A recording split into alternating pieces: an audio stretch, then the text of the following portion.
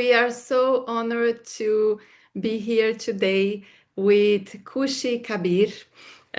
She is from Bangladesh. She is a social activist, feminist, and environmentalist, and she is going to talk to us today. It's a pleasure to meet you, Khushi. Thanks for accepting our invitation. Thank you for inviting me.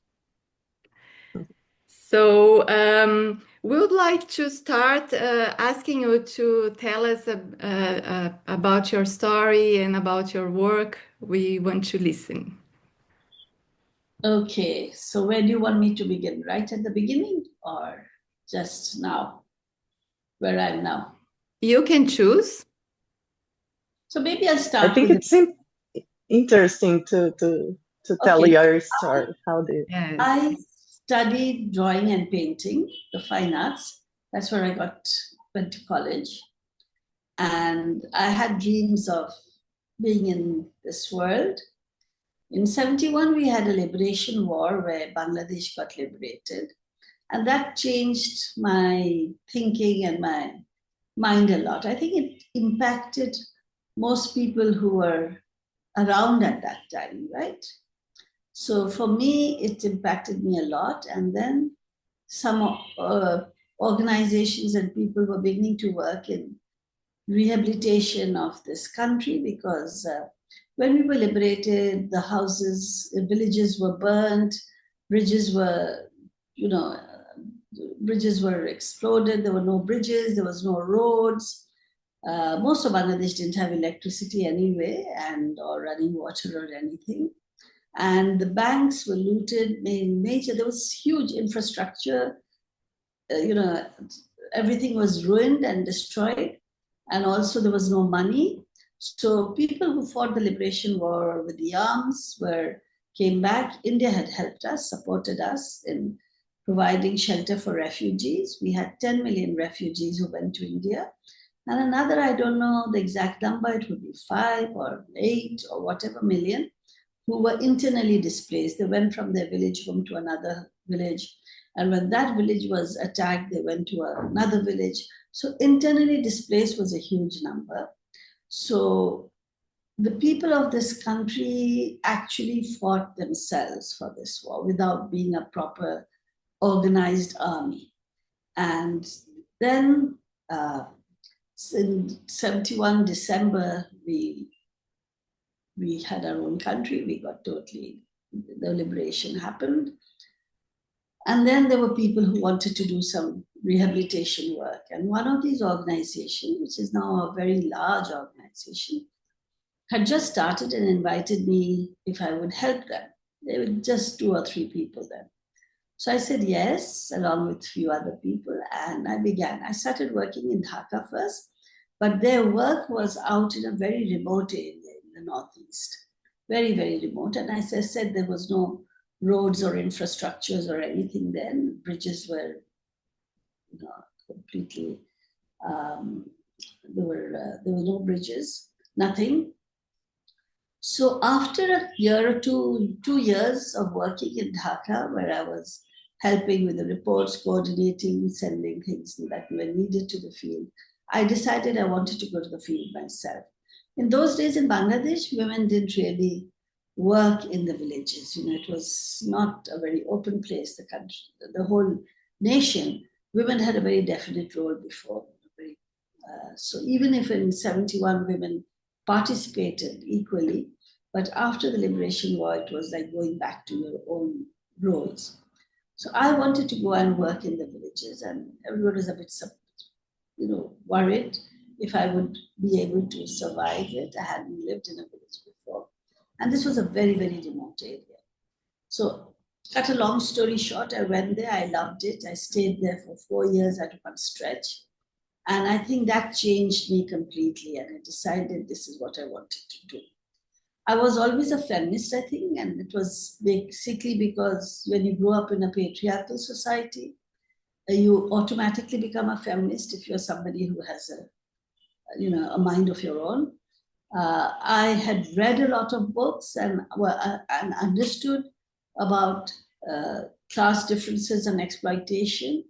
But going into the villages, I saw actually in the villages, in people's lives, what it really meant and what it translated to. It was not just books and reading books and analyzing it in my mind. I also learned about how nature has its own systems and ways of working, and so I understood how it was important to respect nature. One, I think, because you all are from Brazil, I'll say one of the books and people that influenced my thinking and all of our thinking at that time was Paulo Freire and his thing of conscientization. So now the organization I work with, the Nijera Kori, which we started working in 1980, so it's 45 years now, we very strongly believe in the process of conscientization.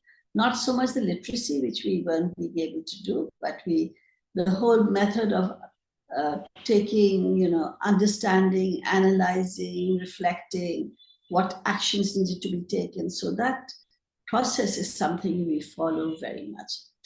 So these three things really were in my mind, and which, when I went to the villages, I loved it, and I felt that this is where I belonged and what I needed to do. And I felt that a lot of people can paint and draw a painting, and making your own painting is it's very liberating, it's very good, but it's a one person, it's not a community, and it's not a collective. And I think I like that idea of the collective. I love being with the people. And I realized that so few people know what the rural situation is, with the women in rural areas, in the most backward areas, in the most distant areas.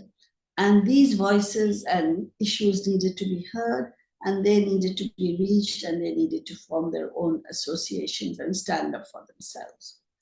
So that's how I began. In 1980, I left the organization I was with, and a group of us, we began working in Nijera Kori, which I'm still working in till now. And so in Nijera Kori, we began with saying, Bangladesh is very well known for microcredit. There is the microfinance and microcredit. And I always found it very troubling and problematic. I found that the relationship that we were building up with people and trying to get everyone to work collectively and have a voice and be more aware and be strong and be assertive and access their rights. But if you start giving microcredit, it's a different relationship. You become somebody that you are giving out something and somebody's taking something from you. So the whole relationship changes. Also, microcredit doesn't resolve anything at all. If the system, the structure remains the same, no matter what you give, you're not going to change the system. So we started with very strongly no microcredit. We're still doing the same, no microcredit. And basically organizing people for land rights, for their rights as citizens, for accountability, for everything. So, and we work in different rural areas across the country. And I think this is what keeps me going, because as in a third world country, as everywhere else, you have ups and downs in our government, and we have different types of governments that come and go. And sometimes everybody's very depressed and it's in a depressed mode. Sometimes there's, so much, it becomes, the government becomes an autocrat and doesn't listen to any views that are in any way different or, questioning so people ask me, how do I still keep my, I still can continue to work, and I still have my own vision, etc. And I think it's because the people I work with, who really have, they have almost lost everything. We have some kind of privilege somehow. But the people I work with are the people who take the biggest risks and are strongest and I learn a lot from them. And I think I continue to be more committed to be there and be with them. So see if we can make a change through discussions in people's lives. Can we change the men in their situation, their view about how you work with women? How do you treat women? How do you learn to respect women and treat them as equals? How do women learn to be more assertive and not just shy away that as a woman, my role is within the home, but that you're something. When people are working, because everybody's working now, you need to work to be able to earn and to live. You get, as a woman, you get lower wages. So then look at that. Look at other marginalizations like indigenous communities, the poorest who are even socially ostracized, those communities, the Dalits. So I think it's really important that all these different voices, that we look at a very pluralistic view of different sectors of the community and different portions and different. Everybody has a space and say and can work together and ask for accountability from the governments, which is what one should be doing. That to me is democracy. So I just jumped into it, and over the years keep working and getting more new ideas from the people we work with. And so great. It's an amazing job of yours. No, it's so comprehensive, and I'm sure that makes all the difference to these women and to the men as well, right? And Kushi, could you please tell us about which were the biggest challenges and difficulties that you have faced during your journey so far? There were lots of challenges and I suppose difficulties. Nothing is easy or handed to you on a plate. I mean, when you're trying to create a new path, it's not so easy. It's not like you're traveling this road that is already built. You're trying to create that road. So there will be a lot of, difficulties in the way. So what is it? Like, as I first said, that being one of the first women to go and live in the village itself, in a very remote village, and was a challenge. I don't know if it was difficult. I suppose now when I think back, it might have been difficult if I had thought about it, that how am I going to be a single, I was single then, a woman living with other men and in this village, and it's very conservative society. But I didn't look at it as being difficult. I just looked at it as, okay, people are not used to it, so I'll talk to them and make them used to it. I'll be what I am. And I think one thing I learned most was that if you respect people and if you're yourself and not try to be somebody else, people respect you back. So that was that. So getting people to accept me because I was so different from them.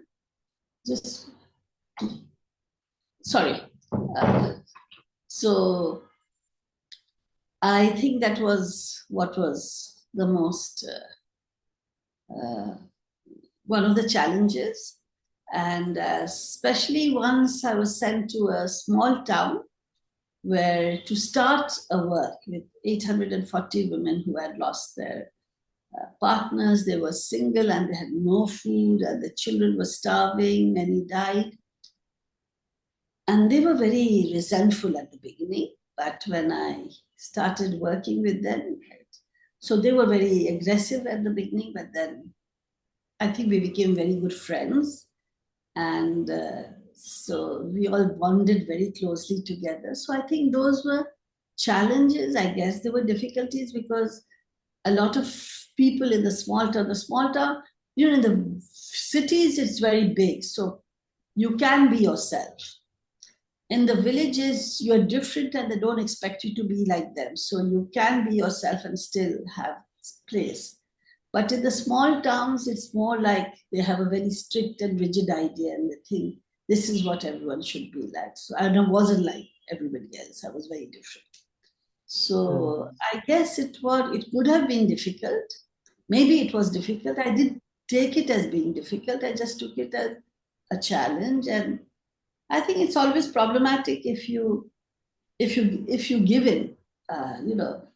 So for me, I love people, and working with people, and then getting them to respect me, accept me because I respect them and accept them, and learn to work together, changed everything. So all those difficulties could be overcome because I was not alone. So yeah. So yes, there were things like from the government side, who am I? What am I doing? From other people wanting to know, what is this woman doing out here? But I think over time, I got accepted and was very respected. I was happy that I could do that. I like them. And I could do that. Like I would sometimes have to go to the bureaucracy, the government official in charge of that area. And there was a poor woman who was wanting to meet this person, every time wanting to meet and not given a chance. So when I went and I had an appointment and I went in, I quickly after my meeting said, there's somebody else who wants to meet you. And I brought that woman in. She was a very poor woman, very, very poor. Was not going every day, not being given a chance to. I said, please hear her out. You have to listen to her, not just to meet me. So those kinds of little things were good. It made me feel good that, But what was interesting is the woman was very happy and others were very happy that, as I was leaving, I just brought her in, So he had no chance to say, no, why is she coming in? Because I was there. So those things. So I don't know. The challenges are if it's obstacle is an obstacle if you look at it as an obstacle. If you look at it as a challenge and you can overcome it, learn how to, overpass them and That's it. Thank you. All my life have been problems in some way or the other. People, especially. They try to access the land. The land is grabbed by some more influential people. Even now, there are some places where our work is not liked at all by certain people. So we go ahead and we negotiate, and we don't compromise, but we negotiate and ask on what grounds is really problematic, and they can't answer. So it's part of the process, right? Part of the process. Yeah. And you have to learn how to maneuver. You have to learn how to maneuver through this process. And most important is we take the people we work with along with us. So when there's a huge, maybe a backlash, something, then it's the people in the village themselves who stand up for us and saying, it's our work. You can't question anybody. If you question them, you're questioning us. So that ownership is there.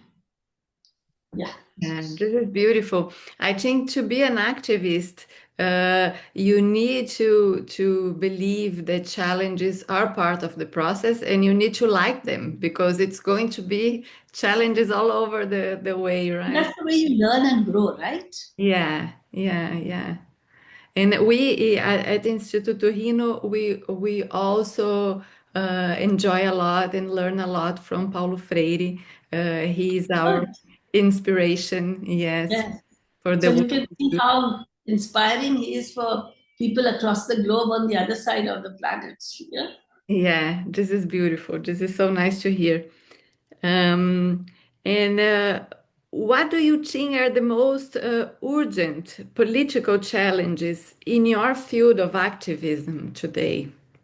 You see, now we are going through a different change in the government. We had a party in power who was there for 15 and a half years, much too long.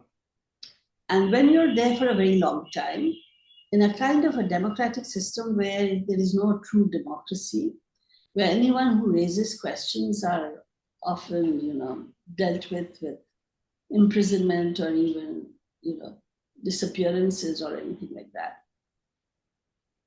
the government becomes even more autocratic. It becomes even more, very insular and not wanting to listen to anything. So there was an uprising, and as with all autocratic governments, the uprising was met with very violent, brutal shooting of the students, which led to everyone joining in. Because that's the worst thing you can do. And I just don't see why we don't learn from history. In 1971, when Bangladesh was part of Pakistan, there was an election, and the party in this part of the world won all the seats and the majority in the whole of Pakistan. They were not given, the parliament was not called, and they were not given over the powers to form a government. What they did instead was shoot randomly all the people on the roads, university teachers, everybody. So what happened was everybody just jumped onto the streets and took up arms and then fought the war. Now, this government, who was in the leadership in 1971, decided to again use this tactic of shooting. They don't learn from history that this country came into being under their leadership because of this kind of people don't just accept shooting. People resist. So there was that, but what happened was there was a change of government. But what came was a government that didn't know where it was going, a very mixed bag of people so this is a very big challenge now. And there are elements which is one of our biggest challenges. One of the principles of our liberation war was secularism. You have plurality. Mm-hmm. And for us, secularism is not, it is actually a separation of religion from state or public. That religion is your personal and your private concern. The moment you bring religion into the public, that the majoritarian dominant becomes, it becomes dominant, and it takes over, which creates the othering of others who are not the same. So this was one of the principles. Of course, it was not always practiced or followed by anyone, but now there's a very strong stream of trying to make this a very Islamist state. And so that is a very, very big concern of ours, and which we are fighting. Some Islamic leaders are trying to control the dress norms, or how you will be dressed or not, what you will practice, how you will practice it. Like all religions have many different sects and differences, different groups within the same religion. Mm-hmm. Bangladesh is a majority Muslim country. So same with Islam, there are many sects and different versions of Islam. So if one group decides this is the only version, that's going to spell disaster. Mm-hmm. So this is one of the big fears we have. The second is because I think those who came into power were very afraid, because the past party was very strong, that their dominance will be there and they will come back. So they're trying to undermine and say that the party should be banned. So if you ban a party, you're being autocratic all over again. So you have fought and struggled and taken over, got rid of an autocrat to become another autocrat again. So these are the concerns. That is, one is the religious fundamentalisms that is being promoted, the kind of lack of democratic space, the fear by the people who are in power now is if they ask too many questions and they don't know how to respond to it, then don't know how to, so you just have false cases. So we are in a bit of a mess right now politically. So I think in the work I do, this is a big challenge, is to continue with the work we do in a way that is not jeopardizing the people we work with by them being pushed and taken to jail or anything, or us being stopped, but continuing to negotiate space in the way that we're supposed to be given that space as per our constitution, as per our existing law, existing constitution. I say existing because this government is also discussing whether they should change the constitution and bring a new constitution, whether they should change some of the laws. You can't just unilaterally do that. So there's been a lot of protests. So I think these are things, the indigenous communities are feeling very isolated because it's just 1%, less than 1% of the population. But they're a very diverse and vibrant group, and every citizen has the same right as any citizen. It's not just because you're from a majoritarian ethnicity or religion that you have rights and the others do not. So to bring that in is something that's very important, and I'm very fiercely secular. So those are issues that we are facing, is how do we continue with our work, and especially the organizations that we've helped them to formulate by themselves and who have taken really good steps in strong positions to continue to be able to function and do what they're doing with us supporting them without it being, there being a backlash and trying to stop the work we do. And I think this is over the years, which I've learned, is how to negotiate space. And up to now, we've been okay. We've been able to negotiate space. It's strategies. Good to know. Yeah, you need to be very strategic, right?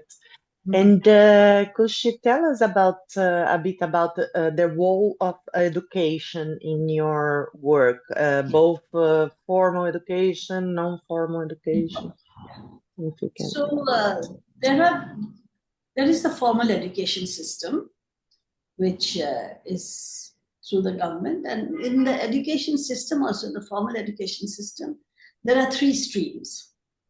There's the state language of Bangladesh is Bengali, Bangla, we call it in our language, Bangla.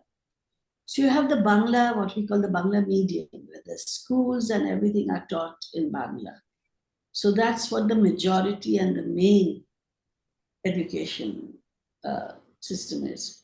Then for those who have the money and the elite, they go for an English medium education, where they go for O-levels, A-levels, or international baccalaureate or something.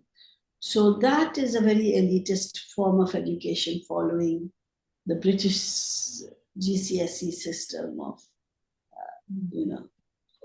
O-levels, A-levels and all that. So that is another elite form, which is not controlled by the government, but the government has a view and allows them to continue. Most of the students from these schools will try and go abroad if they can, go to different countries where they can study in the universities and colleges everywhere. And then you have the madrasa education, which is a religious education. And in the religious education realm, and this is getting more and more popular now, there are 2 streams. One is that the government has recognized and has a board for, with a curriculum, where religious education plays the most important part, but you have other things like the language and maths and some history and some basic sciences and all that. But there's another very popular and very strong stream in the madrasa education, which will not accept any dictation from the government, any rules from the government, any government intervention or interference of any kind. And this education, because it's all over and there is no control and there's no regulation and there's no even coordination, so they can be of any kind they wish to be. So sometimes they're free for the poorest, where they try and wean in people and bring them into radicalization. Sometimes they pay and then they get some kind of education, give them jobs. So this kind of education is what we fear. Now, this is the kind of the three streams. You have the very elite, alienated English medium education. You have the Bangla medium, which is the main thrust. But now there's this madrasa education that is nearly, at par in terms of the number of schools, etc. they have as the mainstream education, and getting more and more popular in the villages. And then let me tell you a bit about the education quality.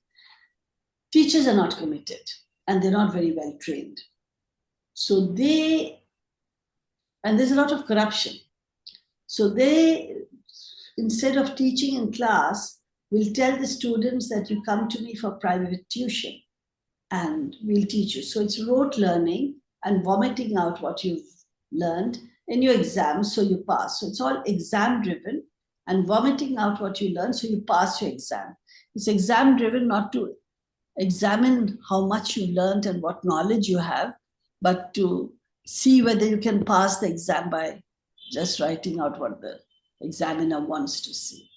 So it's not real education. So the education system is very top down. It's what Freire would have called the banking system of education. And no creativity, no using your mind, no questioning. So unfortunately, that is what currently the basic system is. And in madrasa education, religion teaches you never to question. But yes. I believe that your group, yourself, and your team try to complete the gaps somehow. So we do that. And how do you? Okay. Yeah, so we try to do that. We do it. Yeah, and the people we work with are quite good, and they formed. They're asking for, when there's corruption, they challenge corruption. Now we are working, they told us to work with their children because they said, we are growing older and our children don't understand what we are doing. So start working with the kids. So now we are working with adolescent children because young kids are very young and we don't have the ability and the capacity to work with the young kids. So we are working with adolescents it's a joy to work with them because it seems like they've suddenly got this freedom, the key, and they can ask questions and they can understand about themselves and about everything, about sexuality, their bodies, understanding, making songs, challenging patriarchy, challenging roles. So, anything that they see wrong, because they are very idealistic. So I love working with the children and they love breaking rules, as children should. So I think altogether working with the women, the men and the kids, it forms a good trio in that community where they can challenge those who wish to stop them. So education, we think, is very important. So we sometimes try and have discussions in schools, in the mainstream schools. We try and discourage our group members from sending their children to the madrasa education because we say they will just not learn anything. They will only learn to parrot out what is being taught to them. So we say that teach them to read and write so that they can read and use their brains and minds and question. So unfortunately, in Bangladesh, the education system is very bad. When I first started working in the organization I was with, and they tried to use the Freire method for literacy, and I was in the team that was building up the literacy materials. I realized that you needed very committed teachers because to be able to take the group to start creating words and understanding and linking up, it needs another kind of motivation.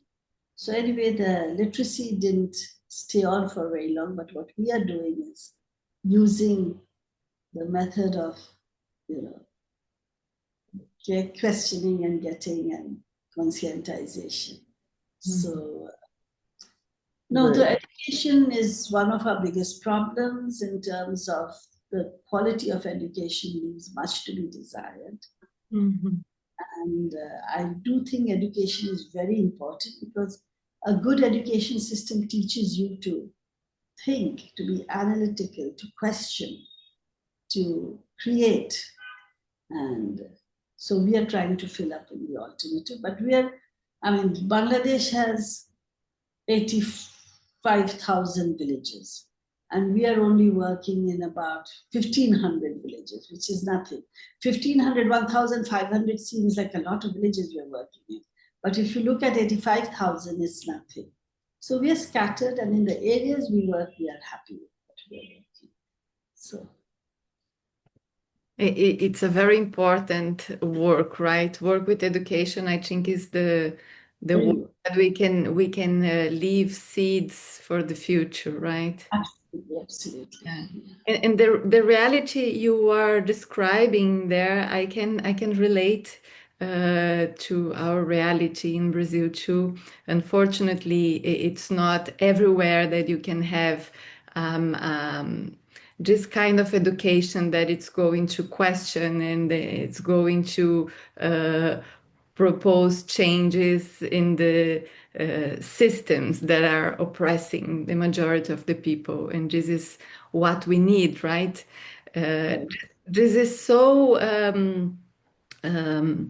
strong in Brazil that even the work and the teachings of Paulo Freire are being some groups in Brazil are trying to destroy or to misrepresent it because they want to avoid any kind of questioning, and they want to impose their ways of viewing the world and how education should be. Like, let's educate people just to work, to be workers and to produce, and not to challenge the system. And right now, something that is impacting us a lot is the technology. And how do you see this impact on your community, on your country? How do you see it? There's a lot of misuse because of not knowing how to use the technology, and therefore the misuse of technology. One of the biggest thing is trolling. It's used as a weapon against women and children. When I was working with adolescents, you see at that age, you're very curious and you start wanting to, understand relationships in terms of get into new relationships. It's sort of, you're trying to really, what is the word? It's,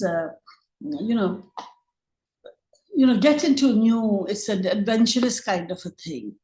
And there they get misused a lot because they're meeting, because we don't have a culture where girls and boys can meet very openly. So with this cyberspace, you think you're very safe as a woman, as a young girl or as a woman. And you're not, because sometimes there has been so many cases of this being misused. Then it's been photoshopped, and then made viral pornographic films with the face taken from this person, and then using it as a way of taking money and saying that this is you say that I'll make this viral unless you start giving me money. So it's very frightening. It's very frightening. So we are also thinking it's very important that people learn how to understand technology. I myself am not, I can do the basics, but I'm not an expert on this. But we're thinking that we would need to start working with the people we work with, not only making them aware of in the literacy part of it, but also in the, in this kind of technology literacy, and how they can protect themselves, how they can use it positively, where to get what kind of information, how do you see that this information is not wrong, it's not false, so it's not fake, and this is, so these are things we are beginning to think now. We need to start understanding more ourselves, get younger people who know this better, and then share this with our groups. So this is something that I think, technology can be very positive. There's so many things that is positive, but it can be very negative. And now in our country, like the movement I told you that ousted the last government, it was through social media that they got the whole crowd. So how do you make it positive without it being, taking over your lives and controlling your lives totally, where you're no longer in control? So I think that's really important, understanding it, not looking at it as something else has done, I'll just have to follow it, but learn how you can overcome it and learn to use it positively. It's something we need to learn also, and it's very important that needs to be done because we see so much of it being misused all the time. So much of it being misused. I have the impression that we are in the middle of a revolution, and we need to learn how to deal with that while we fight, because it's happening. It took over our lives. Everyone has a phone. It's connected to internet everywhere. But how these tech companies work and how they choose what you're going to see and how you can protect your personal data, how you can figure it out what is information, what is not. Everything needs to be done, still needs to be done almost everywhere in the world. And then we are seeing the same story happening here and there, using these tools to change the politics, change the history of a country, and then with these possibilities of telling other stories and narratives, creating narratives that will completely change the reality. And this is very scary, in my opinion. One thing we're being very careful and wanting to know that we're seeing now, that they're also trying to change history and trying to create their own history, which is not what the reality is. So you don't want to just learn what the rulers have told you, but you want to be able to understand, but you don't want to forget what has been done. So I think we are going through very difficult times now. Yes. And given with that, you have these huge companies, corporates who are coming and taking over your agriculture and production systems and means of production of what you're going to be working on, how you're going to be working. So you have these different windmills that are so huge and that you have to fight. So in that space to try and find what can you do and how can you do it. No need to take on something you cannot, but you don't want someone to take over your life and completely suck you in. So it's very difficult times you're going in through now. And I think this current moment in time is very, very crucial. We'll have to leave another 10 minutes at the most. Okay. And we are getting to the end. And so you could tell us about what you see as perspectives for the future. What are you doing in your organization to keep the will? So I'll start with the organization. We are trying to keep that the work continues, that people understand and want to continue, and that the people we work with are the ones that are most important, that feel that this is important and they will continue. And then we will always feed with them what they want us to know, because they don't have access. If it's for some reason, can we help them get the access to all this information? So that's one way we are trying to work and fight towards. The other is that this huge, rather national space where people are trying to create a different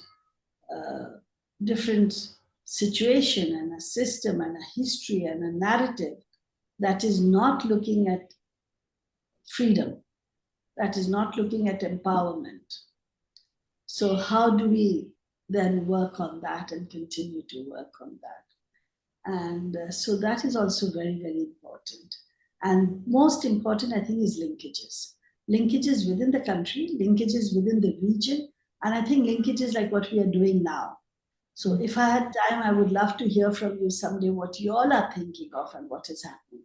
So then everybody understands that you are not the only person in your own little world doing whatever you're doing, that there are others doing and we can learn from each other, and those linkages give us a lot of energy. It gives us so much energy to be able to continue and learn from each other, so we can also pick up new things and find out new strategies.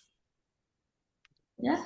Yes, that's so true. And I think we can keep going because we need this energy. We need to be together. You said something about the importance of the collective, and I really believe in that. I think we are a community. We are sharing the same troubles. The climate change is going to affect us all, and we need to start to think as a community and not as just individuals, right? Right.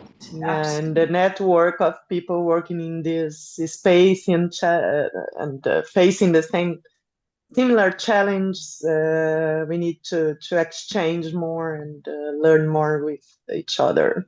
Yeah. Because I think people who think together and feel similarly across the world, the numbers are growing smaller. So therefore, we need to reach out more, so then we can expand more and we can become stronger. The collective is not just in our areas, the collective is global. Yes. Yeah. The positive kind of globalization, not the negative globalization, not the globalization that destroys the planet, but the globalization that enriches and lets the planet grow. Yes. Exactly. Khushi, it was very, very nice to hear your story, and please come more often. Let's exchange more. It will be a pleasure to hear more So about. you've got my email, you've got the numbers and everything. Let's exchange and meet each other more. Let's keep in Yes, touch. it will be a pleasure. Great. Thank you very much. It was a pleasure. Thank you very much. A big hug to you. Night for me, so good night. Yeah. Good night. Bye-bye. Bye-bye.